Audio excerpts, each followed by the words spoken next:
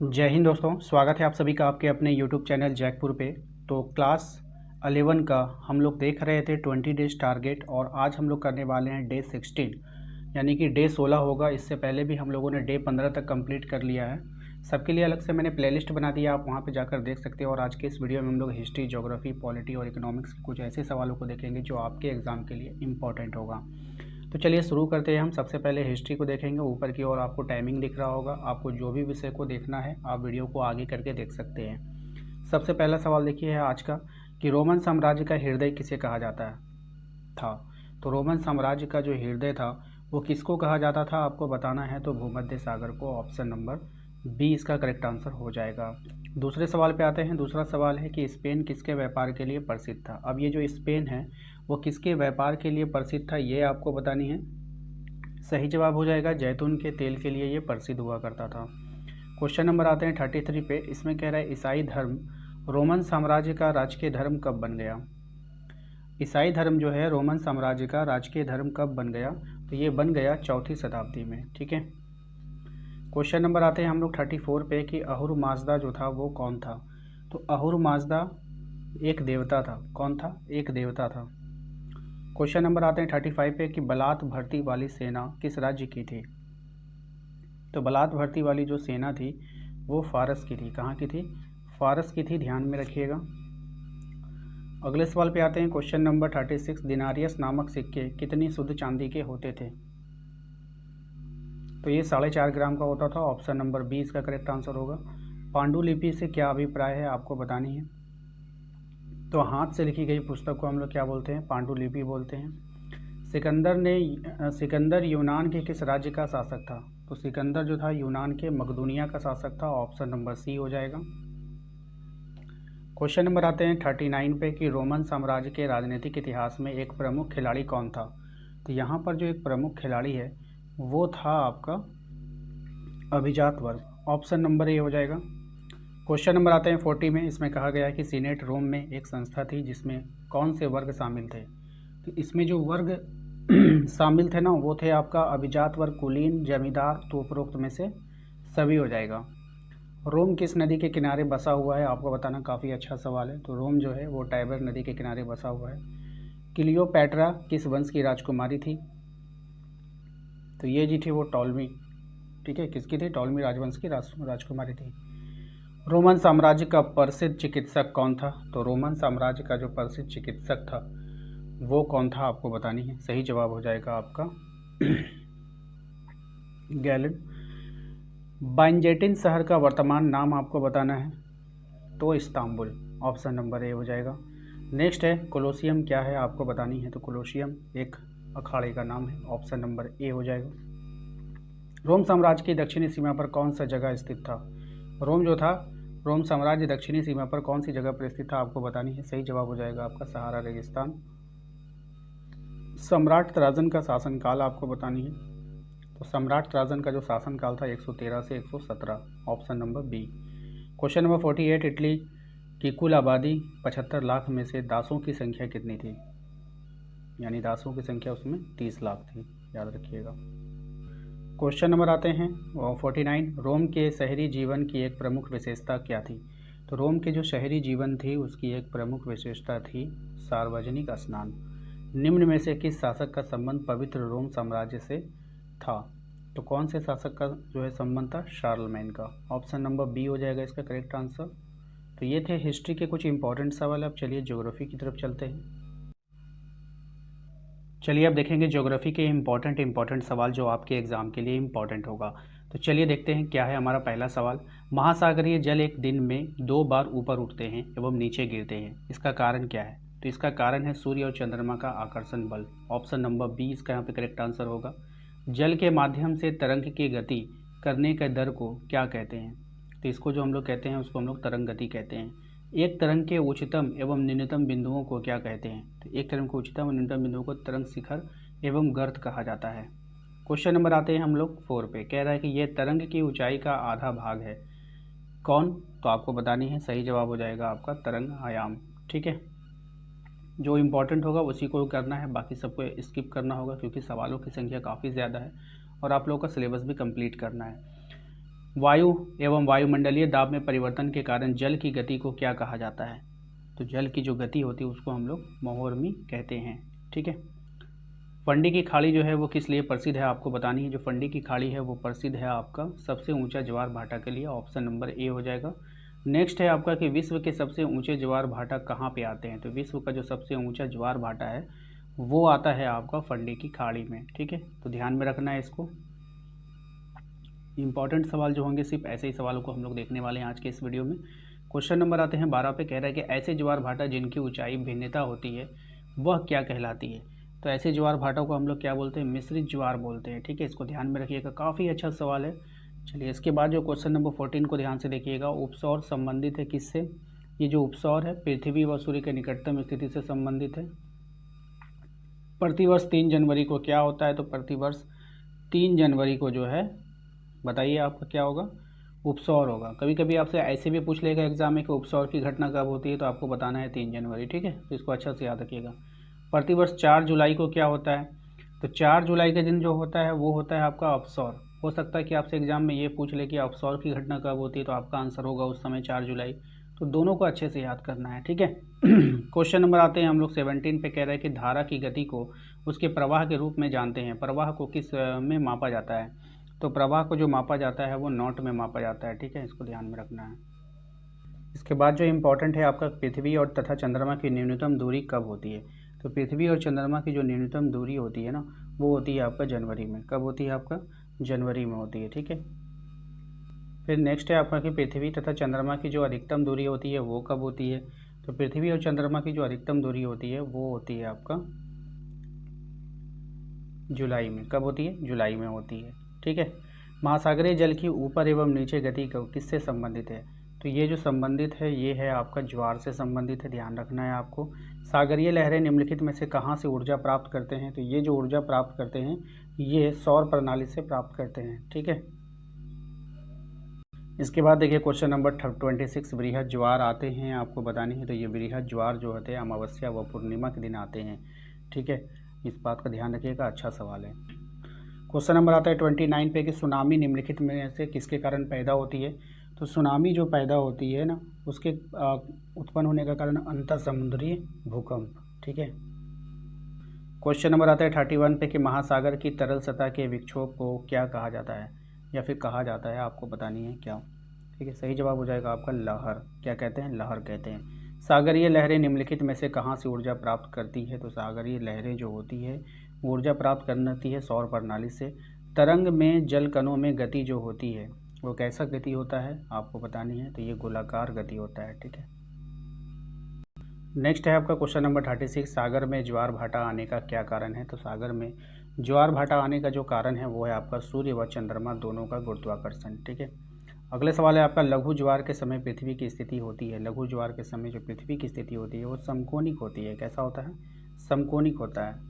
Question number 40 पे ध्यान दीजिएगा। इसमें कहा गया है कि विश्व में उच्चतम ज्वार जो है वो कहाँ पे आते हैं? तो विश्व में जो सबसे उच्चतम ज्वार होता है वो फंडी की खाड़ी में आती है। याद रखिएगा। ज्वार भाटा निर्माण के लिए कौन सा बल उत्तरदायी होता है? बहुत ही अच्छा सवाल है। तो इसके लिए जो उत्तरदायी होगा वो कारियोलिस शक्ति जो होता है ना ये इसके लिए उत्तरदायी होता है। इसके बाद जो हमारा इंपॉर्टेंट है वो है निम्नलिखित में से कौन सी गर्म जलधारा है आपको बतानी है। तो यहाँ पर जो गर्म जलधारा हो जाएगा वो अगुलहाश की धारा जो होती है वो गर्म जलधारा है। क्यूरोशियो की धारा जो प्रवाहित होती है वो कहाँ में प्रवाहित होती है? तो प्रशांत महासागर में। कहाँ में प्रभावित होगी? तो प्रशांत महासागर में प्रवाहित होगी। इसके बाद जो इम्पोर्टेंट है आपका क्वेश्चन नंबर 49। निम्नलिखित में से कौन एक ठंडी जलधारा है आपको बतानी है। तो यहाँ पे हो जाएगा हमबोल्ट। ठीक है, हमबोल्ट एक क्या है? ठंडी जलधारा है। अगले सवाल पे आते हैं। कह रहे हैं निम्नलिखित में से किस महासागर की धाराएं ऋतु परिवर्तन के साथ अपनी दिशा बदल लेती है? तो ये हो जाएगा हिंद महासागर। ऑप्शन नंबर ए हो जाएगा। ठीक है। चलिए अब करेंगे हम लोग पॉलिटिकल साइंस राजनीतिक विज्ञान के कुछ ऐसे सवाल जो आपके एग्जाम के लिए इंपॉर्टेंट है। सबसे पहला सवाल है कि भारत में कानून का निर्माण कौन करता है? तो भारत में जो कानून का निर्माण करेगा वो विधायिका करेगा। भारत में विधायिका को कौन कौन से अंग है आपको बतानी है। तो भारत में जो विधायिका है संसद और विधानमंडल। ठीक है, ये इसका विधायिका है। भारत में संसद का निर्माण कौन करता है आपको बतानी है। तो भारत में संसद का निर्माण करेगा लोकसभा, राज्यसभा और राष्ट्रपति। बहुत ही अच्छा सवाल है, इंपॉर्टेंट है, ध्यान में रखिएगा। क्वेश्चन नंबर आते हैं 4 पे। इसमें कह रहा है कि भारत में संघ सूची के विषय पर कौन कानून बनाता है। तो यहाँ पर जो कानून बनाएगा वो संसद कानून बनाएगा, ठीक है, ध्यान में रखिएगा। बीमा, बैंकिंग व्यवस्था, रेल, रक्षा इत्यादि किस सूची के विषय हैं आपको बतानी। काफ़ी अच्छा सवाल है, संघ सूची के विषय हैं, ध्यान में रखना है।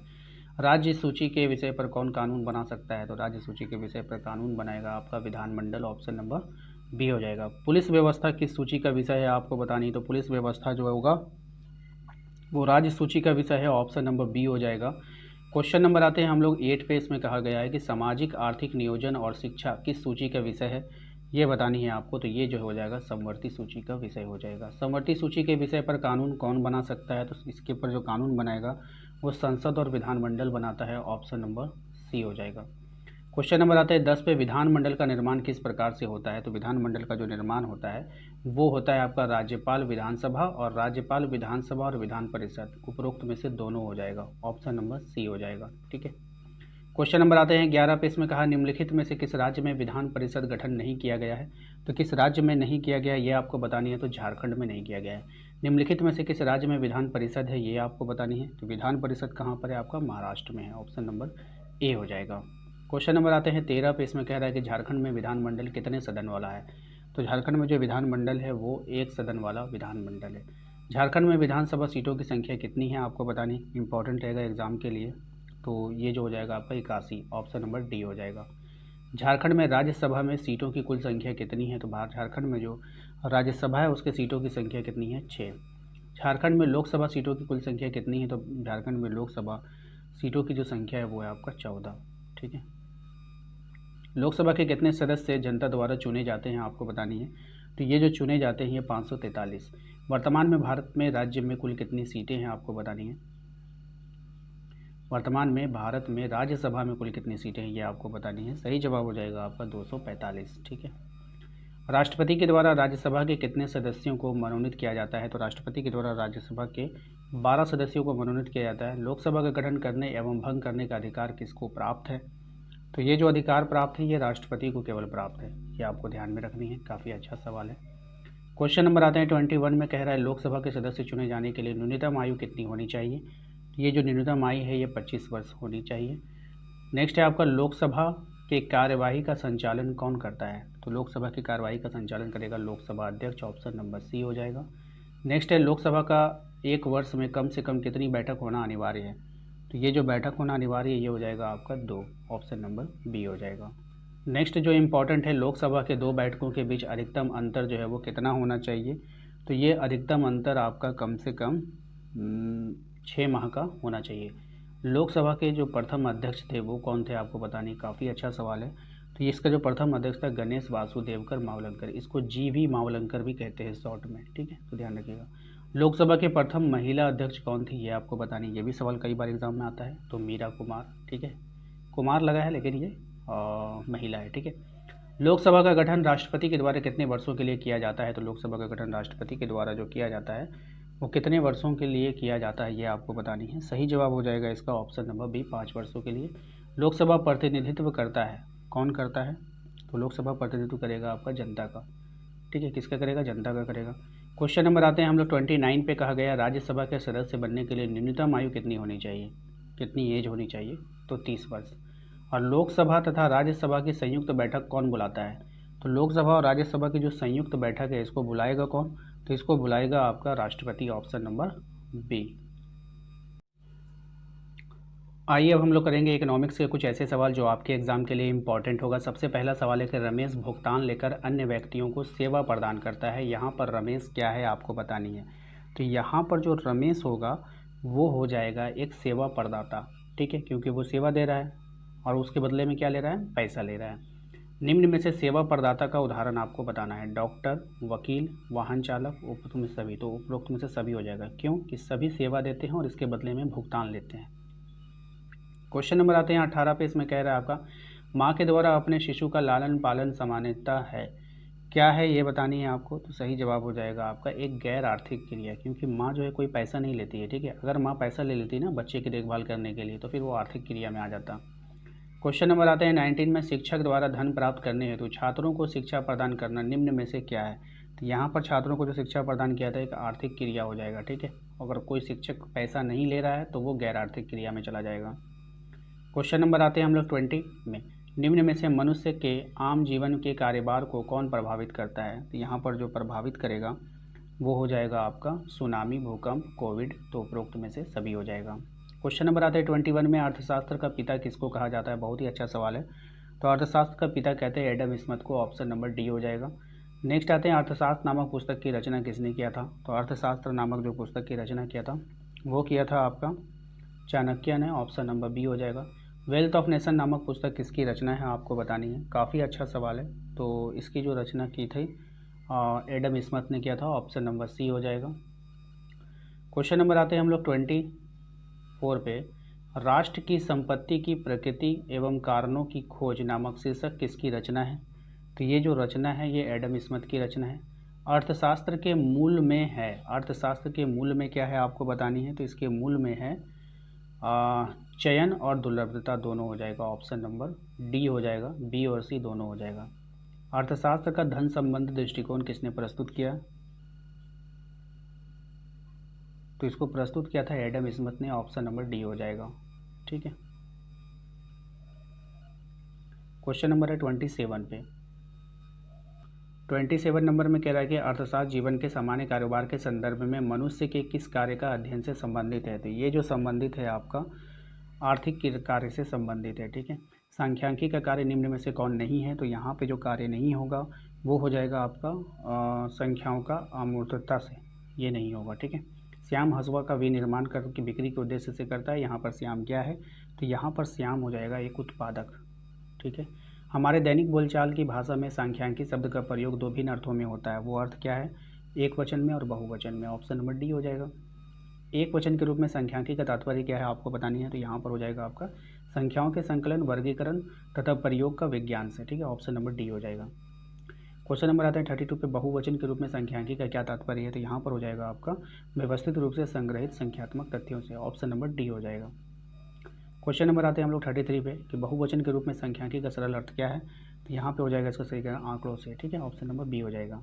तो आशा करते हैं कि आप लोगों को आज का ये वीडियो पसंद आएगा। वीडियो अच्छा लगा तो प्लीज़ वीडियो को लाइक जरूर कीजिएगा। चैनल पे पहली बार आए तो सब्सक्राइब कर लीजिएगा। Thank you.